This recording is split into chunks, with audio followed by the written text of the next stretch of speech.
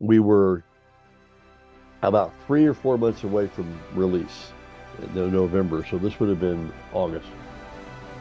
And we had a couple of difficult previews. I get a phone call in New York one night. My wife said, "Hey, it's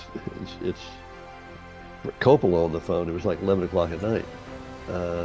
And when he calls, you get on the phone. Yes, yes, sir, Mr. Coppola. And he basically was calling to tell me that he was very disappointed in the film. He was disappointed in the studio. He disappointed the actors. He disappointed in the script.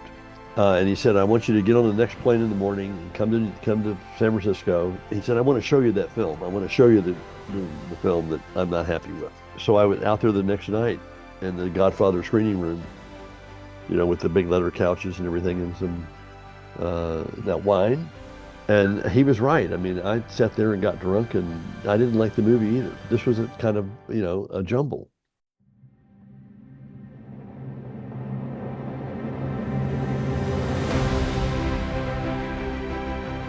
I would love to start off by finding out how did Bram Stoker's Dracula came to be. Wow. Okay. Um, I grew up on the Hammer films, the Peter Cushing and Christopher Plummer Draculas, and always thought they were very campy and not very scary, and I mean, even drive-in movies. Took a date to see Dracula versus Billy the Kid, which had David Carradine in it, and John Carradine in it, and Bob Evans of all people played Billy the Kid, who went on to run Paramount. Um, and mostly these were, I mean, I was never afraid of them. And then in the 1970s, a friend of mine, business partner, said, "Let's do Dracula." And I went, "It's never," I said, "It's been done 100 times. It's why." And I read the book. I read the Stoker novel, which I'd never read. Um, and it blew me away because it was completely different than any Dracula film that I'd ever seen. And that was because all the early Dracula films were based on a play by Balberson and Dean, which is how Bela Lugosi became famous, by making women faint in the theater. I couldn't figure out why, but that's where all the movies came from. I read the novel, and it was this giant, sweeping, epic, gothic kind of romance, and with a John Ford shootout at the end, and a Texan with a Bowie knife. And I was from Texas, so I went, "Oh my God, nobody's ever put a Texan with a Bowie knife in a Dracula movie." And I started trying at that point to get some interest in it. I met Leonard Wolf, who's no longer with us, but Leonard Wolf was the leading scholar on the dark side of all of us. He was born in Transylvania. He wrote the annotated Dracula, which is the definitive Dracula. And I spent, uh, several years trying to get people to do it. And they kept saying, "No, no, no, it's been done. We don't need it." Uh, and I kept saying, "Have you read the book?" Well, in our business, nobody reads the book. And then two producers, Robert O'Connor and Michael Apted, great director, both of which who have also left us way too soon. Um, they said, "Okay, we'll do it." And everybody in town turned it down. And we got it developed for a USA Network TV film with Karen Moore, who I remain indebted to because she put it in development. Nobody else would touch it. This is the same time I'm writing Hook. I'm writing Hook and Dracula at the same time. Nobody wanted Mm. to do either one of them. Hook was turned down everywhere. Dracula was turned down everywhere. And I was working on Dracula as a TV movie, and Hook as a very lowball development deal at Sony. And when I turned the script in, uh, well, first of all, I'd never seen Dracula portrayed as a sacred knight defending the cross of Christ. That's in the Stoker novel.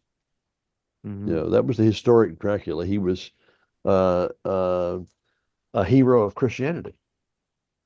And that was the first big leap for me was, wait a minute, we've never seen that. Nobody's done a Dracula who was fighting to a religious war. And when Karen read the script, she said, "Jim, we can't make this for $2 million." And I said, "I know." It's No, you can't. So she gave it back to me for 1 year. She had to fight to do that. Her bosses did not want to put it in turnaround because then somebody might go do something with it and make them all look foolish. She got the script back to us in turnaround for 1 year. She said, and I got it. She said, 1 year to the date. If you don't have this set up somewhere else, I have to take it away from you, and you're not going to like what we do to it. So in that year, we tried everything to get people interested, and finally, Winona Ryder was looking for a way to change her teeny bopper idol, her kind of that teen queen thing she was Mm. doing. She wanted to do a more grown up role, and every agent in town gave her a pile of scripts. They were trying to steal her. And when people came back to her and said, "Okay, what do you want to do?" She said, "I want to do Dracula." And they all were going, "What? Why?" I mean, that was at the bottom of the pile. And she said, "Well, have you read the script?" And uh, this is all unbeknownst to me at the time. So Winona came on to do wanted to do Dracula, and she called Francis Coppola and said, "I want to ask if she could send him the script to read to get his advice about whether or not it's a role she should do in her career." And the story that was told to me was that Francis called her back and said, "You absolutely should play this role. And oh, by the way, who's directing?" Uh, and that was how Francis Coppola got involved in Dracula. And I had tried, this was 1990. I had been trying since 1977 to get it made. Um, and then when Francis came on with Winona Ryder, every studio in town turned the project down, Really? except one, Sony. Yeah, everybody turned it down with Francis and Winona.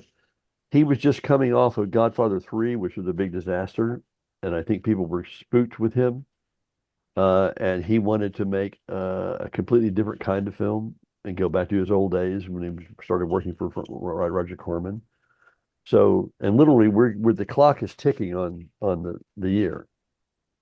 And finally, literally the last week of that year, Sony came on board, um, and so they make the deal for Francis and Winona and my script uh, and took it on board.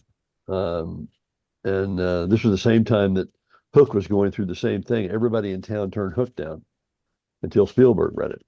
And suddenly these two scripts that nobody wanted to do had the two most legendary filmmakers in my lifetime attached to direct. Um, I'm still grateful to Karen Moore. We're still friends. I thank her every chance I get. We just screened Dracula in Santa Fe, where she's lived for years. And uh, if she hadn't given that script back to me, it would have been a TV movie that nobody would have wanted to watch. What a great story. And that's, it goes to show that 13 years, I mean, it's a long time, but in hindsight, it may seem a flash, but good on you that you were committed and and again, like you said, not only they just got made, they got made by two of the most esteemed directors who still are to the date, Yeah. one of the best directors in the business. And Amazing. I also think that 30 years later, Dracula and Hook are still are high on everybody's viewing list, which blows me away that those two have become not just cult classics, but they're genuinely new audiences discover those films every year. It's amazing to me the afterlife they've had. I was surprised. So I spoke to Glenn, is it Scantlebury, one of the editors on Dracula. And our team kind of spread it out on social media, and we discovered there's a Bram Stoker's Dracula Facebook group, Oh which yeah, is extremely active. yeah, and also on Instagram. And Instagram, you'll find Instagram all over Instagram. I mean, it's a someone can understand Star Wars, Jurassic Park, E.T. because they're those type of films. But I never anticipated Dracula. And one of the things, when Dracula I saw in the 90s, I probably didn't like it. I was like 14, 15. And who cares about a love story? But watching it just a few months ago, I was completely blown away in every aspect. The writing especially, and the opening was one of the best openings I've ever seen. From a story standpoint and the character, and then the way it was shot and the costumes and everything was just, it was so character focused as opposed to, like a blood-sucking, Dracula as we all know. Um, yeah, like you said, I mean, it was. I, I don't know why the studios didn't want to make it, but maybe because they hadn't seen, nobody had read the book. But what a great Nobody read film. the book, and also Francis was not at the peak of his powers. He was on a down tick, excuse me. Yeah, Uh, and Peter Guber and took a chance. He wanted to bring zoetrope into. He saw that there was a way to do this, and Francis also had a very clear vision of this from the very beginning. He told me, like on the very first page, when he read the very first page about the war, the battle and the warrior and the knight and everything, and the battle with the all the impaling and everything, that he knew that this was different than any Dracula had ever been seen. It went back to the historical Dracula, went back to the novel. Apparently, the novel was his favorite novel to read to his campers when he was a camp counselor, to scare them at night, to get them to go to, to shut them up. interesting, So it resonated heavily with him as well from the very beginning. interesting. That's so cool. So the script that you wrote, the one that everybody liked, was it also the shooting script? No, no, never. But as Francis said, I think when he was interviewed, they asked him, uh, and he said, and we were asked how many rewrites did you do? Uh, and I think we came up with the number of 50. And they said, well, how much did the script change from what Jim originally wrote? He said, oh, it's exactly what Jim wrote, only different. And I actually was amazed. I went back and looked at one of my early drafts and before Coppola. Um, and I was amazed how much survived, how much of what was done survived, um, all those rewrites and revisions. He was very respectful of the script from the very beginning. So was Winona. So was Gary Oldman. The entire cast was very respectful of the script. Doesn't always happen that way. And the love story was always there. The opening was always there. He heightened the we heightened the romance between Dracula and Winona by adding some scenes like the Rules Cafe scene where he begins to open her up to her reincarnation self, and he makes the diamonds out of the tears, a little Jean Cocteau nod. Um, the cinema scene used to take place in a zoo. Um, we began to focus more on building the romance between the two of them and the longing between the meeting on the street in London was always in the original script, but it kind of just stood out. It didn't go anywhere until they met sometime later. So, but he loved the John Ford shootout at the end. We ramped all of that up, which is in the book. He chose to use all the diaries and the letters that the studio fought him on, because that's how the Stoker wrote the novel and how I'd written the script, was to use all those documents to tell the story. Um, I and all I can say is it got I this scene where John Harker makes his way to the nuns and they save him in the wedding and all that stuff. And when I was first spending time with Francis, and we were going through the script, and he's there turning the page of my script and saying, I like this, and I'm sitting here with Francis Coppola. He's going through my script, and I realized how much I'd stolen from him and how perfect he was as a director. And I finally said, I stole this from Godfather, and I stole that from Godfather, and I stole this from Apocalypse Now, and I stole this from Conversation, so this. And he said, yeah, well, my father used to tell me to steal from the best. And that was his way of, patting me on the back for stealing from him. But I did realize what a heavy influence he had without knowing it would ever be him, in writing the script.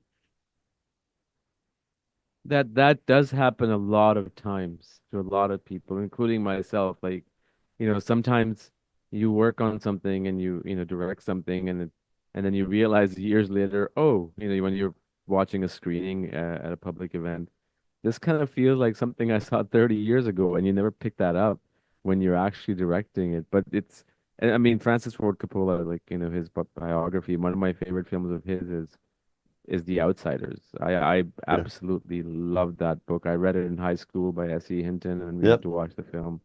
An amazing book, an amazing movie, and he has this ability to do something very original each time he does it. Now his upcoming movie Megalopolis, Yep. that looks very, very good, and I can't wait to see it. We all are waiting with bated breath when the public finally gets to see it, Yeah. including me.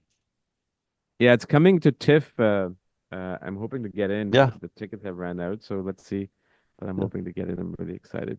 Were you on the set for Bram Stoker's Dracula Yeah, most of we the time? were the Sony the Hook was on the Sony lot, and they were as shooting wound down on Hook, they started building the Transylvania and Dracula sets. So they're both my films at that point were had taken over the Sony lot and a couple of other lots around. Yeah, no, I was on the set a lot. He was very good that way. Didn't have to be. Some of the stuff I really wanted to see, um, just to watch him work, and how he worked, and what his method was in terms of working with the actors and working with the crew. And also, we had done all this prep work before we shot. I learned a lot about preparation from Francis. That just like you have pre-production when you go to make the film, you also have pre-production before you write the script or as you write the script. And we did so much wonderful prep. If he had everybody up to the ranch, up to the estate for rehearsals and games and character building sort of events and adventures. Um, I was at all the rehearsals right before we started shooting with Ballhouse. We had a little high eight camera, filming the rehearsals. And Mm, we did radio plays where we had actors come in and read for a live audience. He also did I did storyboards with Peter Ramsey that literally followed the script, not just random storyboards, but each shot. So that he was building a running video of the film all the time. Excuse me, in real time. So we always knew we were always fixing stuff along the way. And it still didn't work in post. We still had problems in post, which like we can talk about. Um, but I learned about what goes into the preparation of writing a script or rewriting a script. And it's not that you don't just sit down and start writing. There's all this examination, analysis, and character examination in terms of character, not plot, but in terms of character. And it's still carried. I still do it today. He's the only director I've ever worked with besides Brian Henson who had that kind of prep. Yeah. wow. He shot the movie 3 times before he walked on the set. It's interesting you say that because I'm working on a project right now, and I've been thinking the same thing that it never occurred to me it was like called prep work as in in terms of script before a script, like you shoot stuff with the actors and you just get a hang of it, and you will discover new things and they will get comfortable. And I think that's why the film became great as it was, because everybody became comfortable with each other, plus the preparation of anything leads to a good solid story, or a product or whatever that is. Yeah, and we still had problems in post, in Of spite course, of all there's that prep. yeah. But it also led me to my whole protocol with the Hart chart and everything came out of this. We were about 3 or 4 months away from release in November, so this would have been August. And we'd had a couple of difficult previews. It's Francis and I's memory differs on this, so this is my memory as the writer. Um, they'd had a couple of difficult um, uh, previews, Agree. Yeah. and there was some concern about the studio about how the movie was going. And I get a phone call in New York one night. My wife said, "Hey, it's Coppola on the phone." It was like 11 o'clock at night. Uh, and when he calls, you get on the phone. Yes, yes, sir, Mr. Coppola. And he basically was calling to tell me that he was very disappointed in the film. He was disappointed in the studio. He disappointed in the actors. He was disappointed in the script. He basically wasn't real happy with where things were after all this time and all this prep we did. And he said, "I want you to get on the next plane in the morning and come to San Francisco. And apologize to Judy, my wife. I don't know how long you'll be, but we've got some work to do because I'm not happy with where things are." And I'm going, "Great." He said, "I want to show you that film. I want to show you the film that I'm not happy with." And so I was going, well, wonderful. You know, can't wait to see it. And after all these years, I had the best director in the world for the film. So I was out there the next night in the Godfather screening room, with the big leather couches and everything, and some that wine and some cognac and stuff, and he didn't even come down to greet me. He stayed up in the penthouse and he called me and he said, "Okay, are you here? You're fine, great. Call me as soon as you finish. I'll come down and we'll talk about it." And there were two women who also spoke Romanian there. I'm not sure why they were there, but I guess for atmosphere. And he was right. I mean, I sat there and got drunk, and I didn't like the movie either. And I'd seen all the dailies and been on the set a lot of the time, and everybody had revered the script and protected it. And this was a kind of, a jumble. So he finally called. I think it must have been about midnight. He finally called downstairs and said, "You didn't call me." I said, "Yeah, I didn't like it either." You know. So he said, "I'll come down." So he came down um, like an 18-year-old kid. I mean, just full of energy and life. And he had his smoking jacket on and his cravat and his little cigars and his Turkish fez and little slippers and just came in and he sat down on an ottoman and right in front of me, just leaning forward, said, "Now I want to tell you about the movie."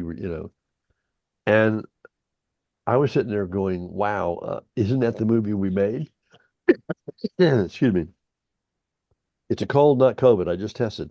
Um, and we had missed things in the narrative when the actors bring it to life and the film takes on life, what have you. There are things we'd chosen not to shoot, and there were things that we had missed or piece, like not like connecting tissue. Yeah. There wasn't one scene we had to reshoot. But what we did for the next 2 weeks was go through identifying the narrative where we were missing clarity or where we were missing some moment that we needed or some brushstroke. And I literally wrote pieces of scenes and transitions, and we rewrote the narration. And then if the next thing he had to do was get the studio who was already worried, to put up more money to bring Winona and Gary back to do reshoots and Sir Anthony. And he showed a cut that an improved cut that we had done to George Lucas to get his opinion, and to Mike Mignola, who was our up and coming graphic novelist at that point, who was doing the novel. And so George watches the film, Lucas watches the film, and he says, "You broke your rules," because the ending had always been a controversial ending. In the original script, spoiler alert, for those of you who've never seen Dracula, in the original script, they go, Winona and Mina and Dracula go into the chapel. He's been stabbed in the chest with a Bowie knife by a Texan, and they go into the chapel. She drives the knife through him into the stone. He dies and she's redeemed. And in the script and the ending that was shot was she gets up and leaves the dead Dracula, walks out of the chapel into the arms of Keanu Reeves, and they walk off into the sunset. The audience hated it. The preview audiences were bullshit, boo, no. Everybody wanted Dracula and Mina to stay together because he really now was the hero of Mm. the Dracula story, which had never been done before. It was always Jonathan Harker and his crew getting rid of that mean old monster coming to mess with our women. And here it was everybody wanted Dracula and Mina to stay together. And that's when George said, "You broke your rules. You showed us how to kill a vampire in this like nobody's ever shown us before. You have to cut off their head and cut out their heart, and then you put a stake in. She has to cut off his head at the end to fully release him and complete the cycle." So I remember Coppola calling me back in New York and saying, "Okay, so do you think that we can get Winona back to work with Gary if she cuts off Gary's head?" And I remember saying something like, "That's the only way you'll get Winona back if she's going to cut off Gary's head." Because at that point, they clearly did not get along. I mean, 2 weeks into the shoot, they were already having issues. So when you now see the movie, and he did it, he brought everybody back. Those beautiful sets that were built like stage sets, so they folded instead of having to rebuild them. So in the last scene in the film, there are medium shots and close-ups and wide shots that were taken almost a year apart, and it's seamless. You can't tell. And she cuts off his head. She's healed, and up in the cathedral and the frieze of Dracula and Mina together in the heavens, that was Roman's idea. And that's what the audience wanted. They wanted them to be together somehow, and spiritually and whatever. So that was the beginning of the Hart chart and this whole analytical thing that I do on scripts before you get in the editing room, before you shoot. Francis was very generous that way in helping me find a way to where I could start analyzing my own work, so this didn't happen. And to Francis' credit, he went. The studio was he embattled the studio to get this money. You know, he didn't want let them take. He would not let them take over the film. I saw this fearless artist, you know, fight for to get the best way possible to tell the story. He never gave up, and it's still inspiring to me that he, you know, here at 85 or 84, he's finally got Megalopolis done, which has been a passion project of his for 40 years. I'm sorry I went on a bit, but No, no, it's fine. it's what I learned about him as an artist. No, no, that it's all good. I really love listening to all these behind the scenes stories, especially of the films that I really enjoy. But one of the things about Coppola is that if you have you seen the series The Offer, the behind the scenes Yeah, story of Godfather? yeah. Okay. I saw the first season. They didn't do a second one, I think it was just a mini series and that's what they but just ended it. it ended too way too early. Yeah. But for it's amazing a guy like him makes Godfather. Okay, I can understand his first film or one of his early films, and then he gets opposition, then he makes a second one. I don't know if he got much opposition, but probably not as much as the first one. Then the same thing with Apocalypse Now, same thing with Dracula, same thing with what One was from the the other heart. movie there? Yeah. Then Megalopolis. It's like no matter how much he proves himself over and over again, he always has to fight. But the credit goes to him, like you just said, for him, and especially Megalopolis, for him to spend, I think, 125 million of his own money. At least that's what I read in Variety, Yep. and still fighting at it at the age of 85. It's just incredible that how Hollywood works. There's never faith, but you just if you keep at it. Uh, Well, he it's said there was an Instagram post where he's talking about he has no he got to make every movie he ever wanted to make. He got to live a life that he wanted to live. He got to do, you know, he all these things he got to do that he doesn't have to regret not getting done. And now yeah, he's getting the Kennedy Center Award, you know, like the ultimate. I think that's the ultimate recognition is to finally be sure. recognized by the Kennedy Center Arts. And I don't know. I mean, he was so fierce in his artistry. We almost didn't shoot the film. The film almost fell apart 3 days before shooting. Another lesson from the maestro. We were rehearsing. There's a church at Franklin and Highland in LA where a lot of films rehearse because they got a big gym in the back, and you can bring in, you know, furniture stuff. You know, we were rehearsing there with the full cast. Mm. Ballhouse, that's where he had the high eight camera, you know, and we're rehearsing, and I'm there and taking notes and what have you. We're discussing, and then we're supposed to shoot like in less than 5 days. There's sort of the last, you know, and we're shooting the scene where Gary takes Winona to his chest and opens it up, and she drinks from him and all that stuff, and they come in with Van Helsing and Sir Anthony, everybody comes in with their holy water and silver bullets and crucifixes and stuff, and Gary stands up in the little bed we had there for him, and he starts delivering the lines, and he just stops cold and said, "I can't do this, Francis. I can't do the scene."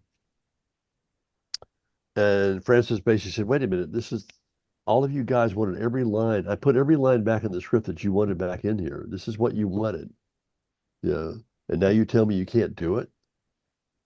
And he said, "No, I can't. I'm standing here in my underwear, and they're saying this stuff. They're not afraid of me. They're not afraid of me. And they've got all their shit that they're doing to me." And Francis, I could just see, went, "Okay."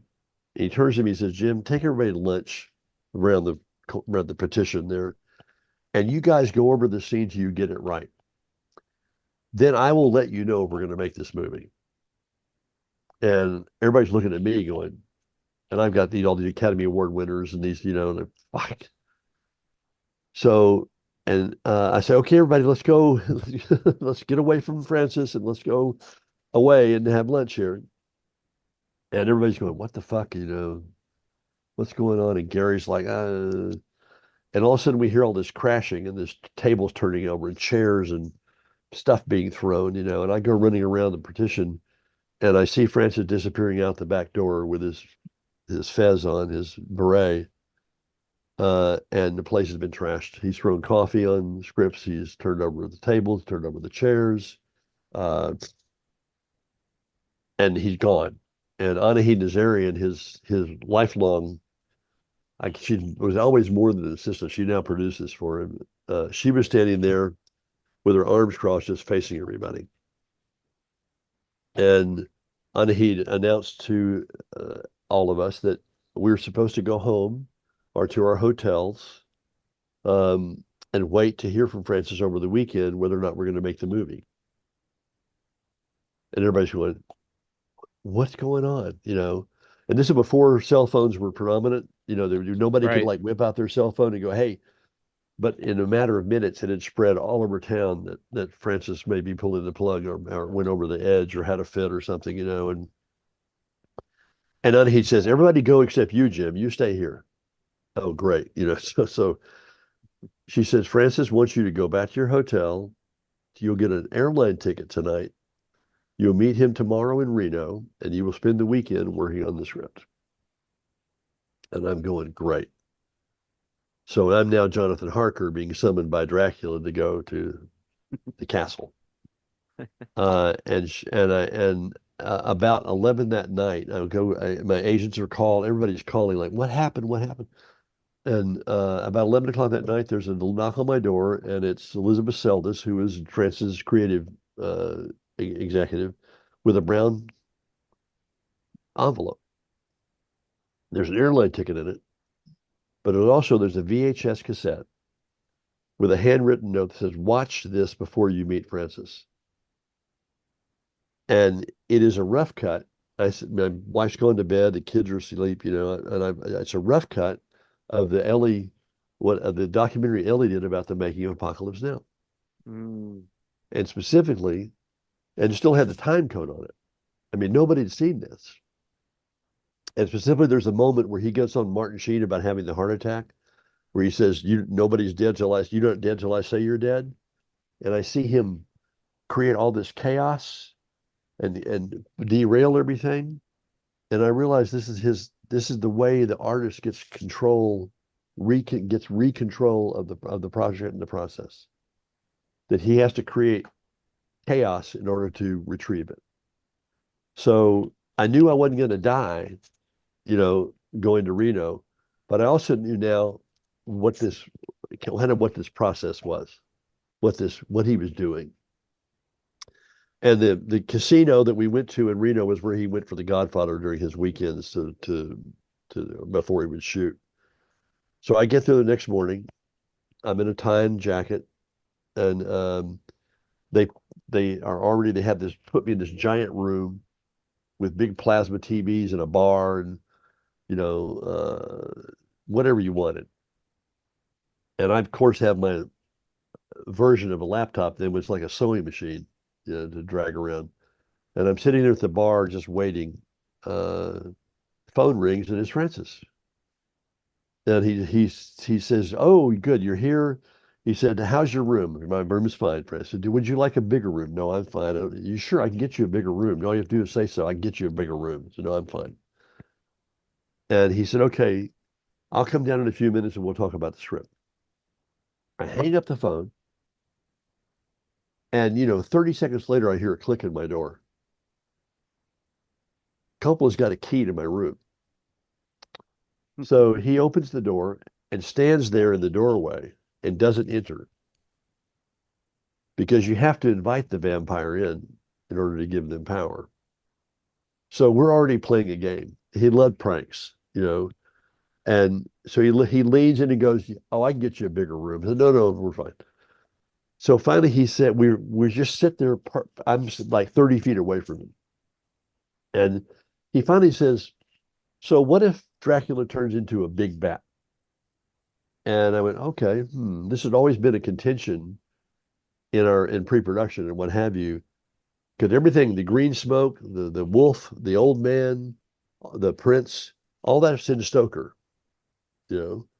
But we knew that we always felt like that once he turns into a bat and flies out the window, we're back in we're back in Hammer territory. We're back in, you know, everybody did no more. It was no longer real." And I said, "What do you mean, like a 747?" He said, "No, just a big bat." And what we talked about was what the vampire sees in the mirror, why they're afraid of mirrors, why why they shatter them. Mm. And it wasn't because they couldn't see themselves, it's because they could see themselves. They could see that tortured soul that they had become after years of being damned and condemned to this life of being a vampire. And I said, "If that's what you want to do, that's cool." And he said, "I'm so glad you agree." And then he put a reason he was standing in the hall, he put a statue in the doorway that Greg Canham had designed of the big bat that Gary was going to become. You know, he'd already designed the suit. Francis knew exactly what he was doing. He'd had this all part of his design to get recontrol. So cut to 4 months later, we're shooting the scene. Gary's all in the bat suit, and he's all, "Hey Jim, what do you think? How do I look?" And he said, "I got a surprise for you." And not one line has changed in the script that Gary couldn't do. It's all the same lines except one. It is Mm. one that Gary wrote. And he said, "I got a surprise for you. What do you see?" And in the middle of the take, in the middle of the scene, and with the cameras and the costumes and all the actors, and Francis and everything, Gary stands up and says, "Look what your God has done to me." And I'm sat there just went, fuck. The actor found the very soul of the character that I couldn't find in the dialogue and didn't have a way to express it, and he did it. And I was just like blown away. Cut. He came, "Hey, what do you think, Jim? What do you like it? I can do it better. I can change it." No, no, no, no, no. It's perfect. And that was Gary. He was so invested in the character. Francis was so invested in getting it right that I still think about that not one line changed in that scene that Gary couldn't do except that one that he wrote. Um, yeah, that's how Francis stays in control. Excuse me. No, that's such a. I mean, it can backfire too, but you have to have that kind of confidence, a level of confidence, to be able to pull something like that and have things go your way, right? And only someone like him can do that. And also, I watched this interview once. It's been a while. It was a conversation with some journalist, Francis Ford I'm Coppola. sorry. I hope you can No, cut no, this it's out. Excuse me. Okay, I'm it sorry. was no worries. It was a conversation in the late 90s or early 2000s between Coppola and some journalists.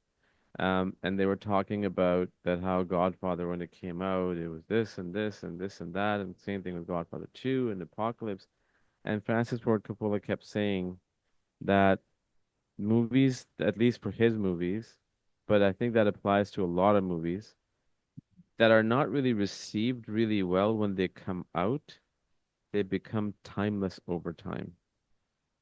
Another case example is a lot of Stanley Kubrick films. Yep. I mean, even if you look at AI, artificial intelligence that Spielberg directed of Kubrick's idea, I remember when I watched it, I had a problem with the film, where it should have ended, but years later, I realized how wrong I was.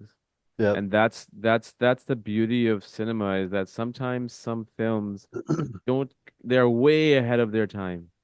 And that's where Coppola and Spielberg and Scorsese and all these great filmmakers are, that they're way ahead of their time. Well, People they're way ahead of the audience this time.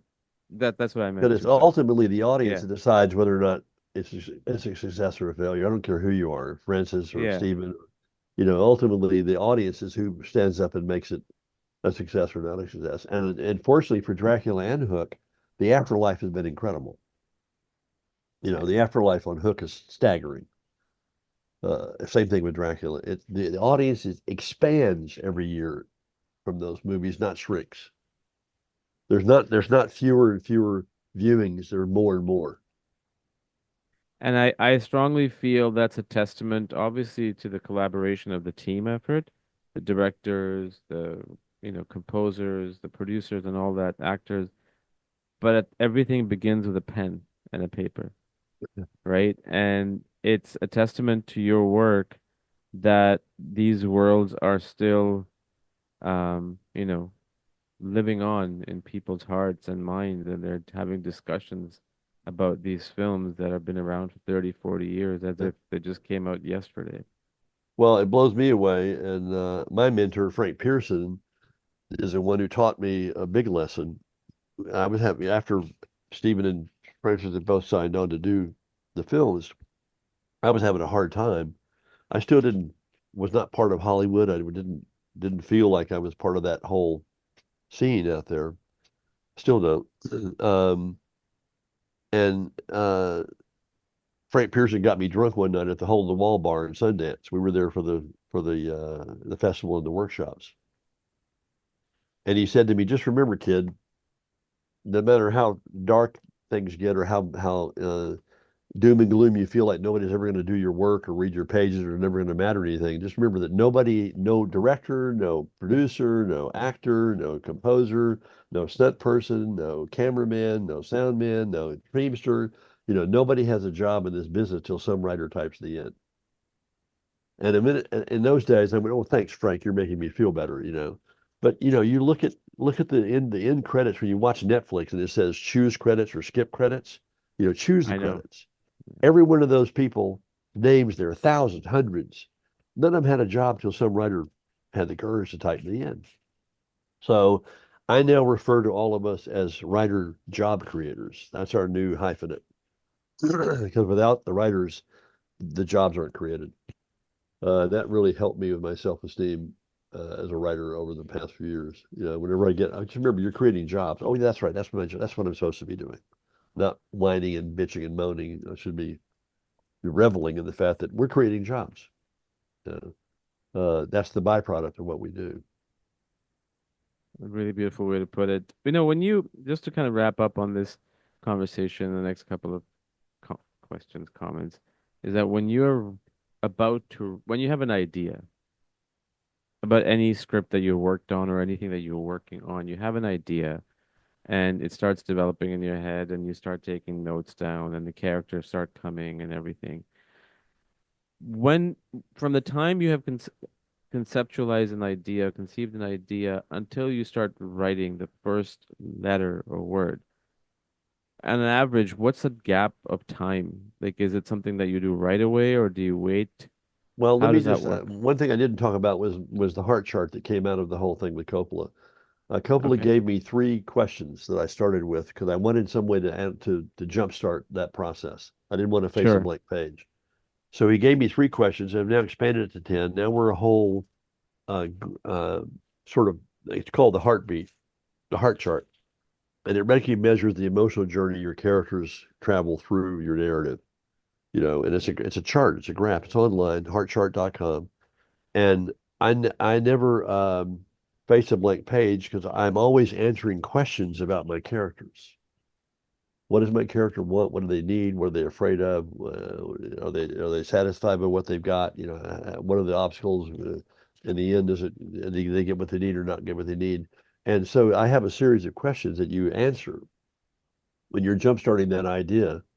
And when you finish, if you finish the 3 questions, you'll have basically written out a character-driven narrative as opposed to plot-driven, because you're dealing with character.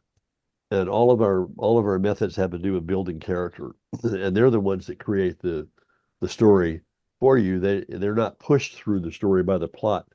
They pull the audience with them through the narrative to get to the end. So it depends. My son and I are just turned in a draft of our young Hook origin story that I did after Hook. I wrote a novel after Hook because I didn't particularly care for the portrayal of Captain Hook. It wasn't when I had conceived him as a character based on Barry. We also are doing 3 other projects now and all of them start with answering these questions. And sometimes you can do it in a day. Sometimes it's 3 months. Sometimes it's a week. But answering the questions you must do. This is that pre-prep. This is that pre-production. If I can answer those questions, then I can start with the signpost and the outline. The last thing I do is write the screenplay. And by the time I get to write the screenplay, I'm adapting from my earlier original work. I'm never facing a blank page. So the screenplay becomes more mechanical, and you still have discovery, but the screenplay is a much more mechanical process instead of this mysterious waiting for inspiration and all that stuff. I don't believe in writer's block. I don't think that's possible. Not if you use this method. And it came from my time with Francis, who is a writer first, not a director. Yeah, and that was another big one for me.